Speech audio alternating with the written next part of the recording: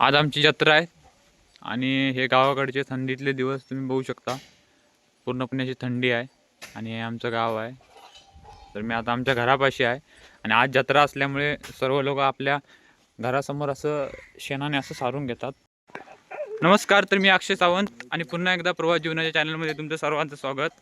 आज आमची जत्रा आहे. जत्रा म्हणण्यापेक्षा आपण दहिकाला असं म्हणू शकतो, कारण की आमच्याकडे जत्रेला दहिकाला असं म्हणतात. तर वार्षिक प्रमाणे आमची जत्रा आणि बरेच मित्र वगैरे गावातले, म्हणजे जे माझे लहानपणीचे मित्र आहेत ते सगळे आलेत. कोण बाहेर कामाला असतात.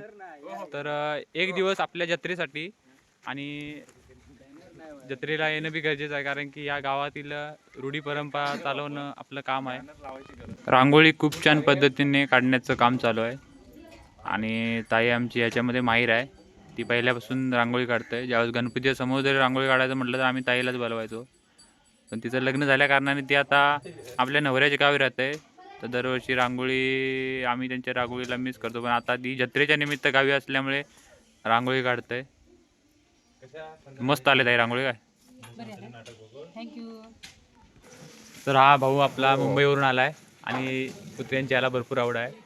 तर आल्यावर जेव्हा आल्यापासून त्यांनी कुत्र्याला पकडलं तोपर्यंत सोडतच नाही आहे. आणि हा डॉग लवर आहे. काय म्हणतात डॉग लवरला? डॉग लव्हरच म्हणतात. डॉग लवर म्हणतात का? ठीक आहे, आपल्या मराठी भाषेत कुत्रा लवर असं म्हणतात.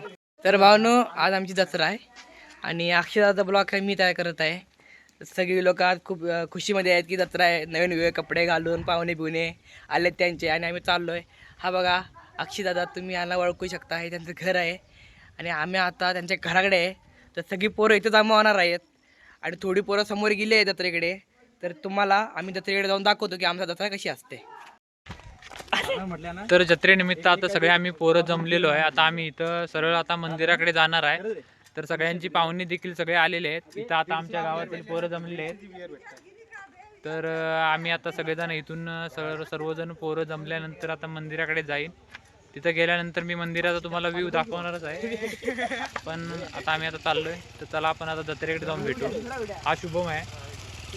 काय सांगायचं तुम्हाला आमच्या जत्रेनिमित्त, काय सांगायचं आहे? सबस्क्रायबरला जरा इन्व्हिटेशन द्या की. सांगा रे भाई.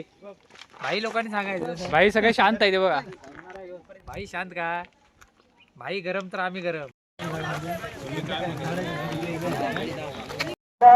आता आम्ही मंदिराकडे चाललोय. तर जवळपास गेल्यावर आवाज येणार नाही, कारण की माईक आणि लोकांचा क्राऊड असणार आहे. हा एकच दिवस असतो, त्या दिवशी आपण आपल्या देवाची सोहळ्याची शान वाढवतो आणि या जत्रेला भरपूर अशी गर्दी असते. आमच्या जत्रेला एक गाव आणि 4 वाड्यांची मिळून अशी जत्रा असते. पण गावची जत्रा म्हणजे आमच्या गावची शान, आणि जी जत्रेमध्ये मजा येते ती कोणत्या सणामध्ये मजा येत नाही. म्हणून आम्ही जत्रेच्या आतुरतेने वाट बघतो आणि आज तो दिवस आलाय आणि आम्ही आज तो दिवस बघतोय, एन्जॉय करतो. त्या सर्व देणगीदारांचं ग्रामस्थ मंडळ उंगाव आणि जीर्णोद्धार कमिटी उंगाव यांच्यामार्फत खूप खूप धन्यवाद.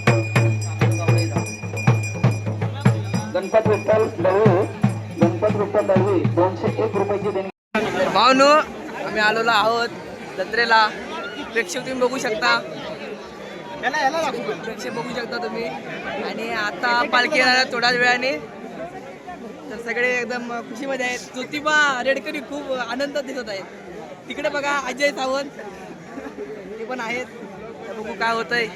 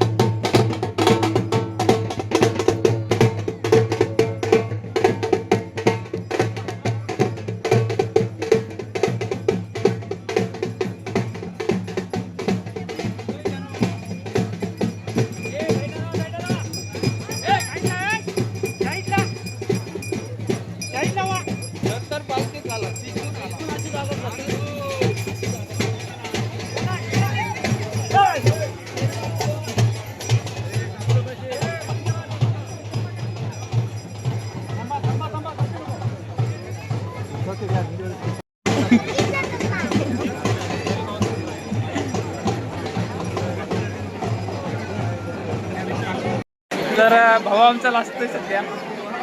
अरे जत्रेमध्ये सगळे मित्रमंडळी आली होती. जत्रा आमची सगळ्या उत्साहाने पूर्णपणे साजरी केली जाते. जत्रेमध्ये माझे जुने मित्र सगळे आणि सर्वांची पाहुणे मंडळी वगैरे येतात, त्यामुळे जत्रेला भरपूर असा क्राऊड असतो.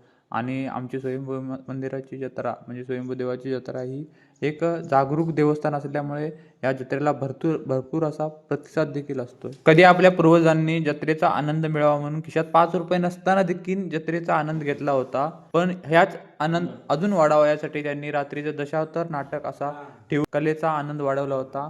आणि रात्रीचं आमच्याकडे दशावताराचा नाटक देखील ते असतो. जत्रा सगळी फिरून तर झाली. आता मंदिरात जाऊन मध्ये दर्शन घेऊया म्हटलं, कारण की पहिला भरपूर गर्दी असते. मग गर्दी कमी झाली तसे दर्शन जाऊन घेतलं. काय काय घेतलंस रे? सांग. ट्रॅक्टर आणि पोकलँड हार नाही थार. आता कुठं चुरणीच्या कोंडार कामास? मामाचं घर पाडणार मग. रे मामाचं घर वाढतले. हा मामाच लाव धंद्यात मग. मामाडे पैसा उभा. दर्शन घेतल्यानंतर गावची मित्रमंडळी भेटली, त्यांच्यासोबत थोडी मस्ती केली. तिथंच रावल्याचा स्टॉल होता, तर रावल्याच्या स्टॉलवर जाऊन पाणीपुरी देखील खाल्ली. व्हिडिओ आवडल्यास व्हिडिओला शेअर, लाईक आणि सबस्क्राईब चॅनलला करायला विसरू नका.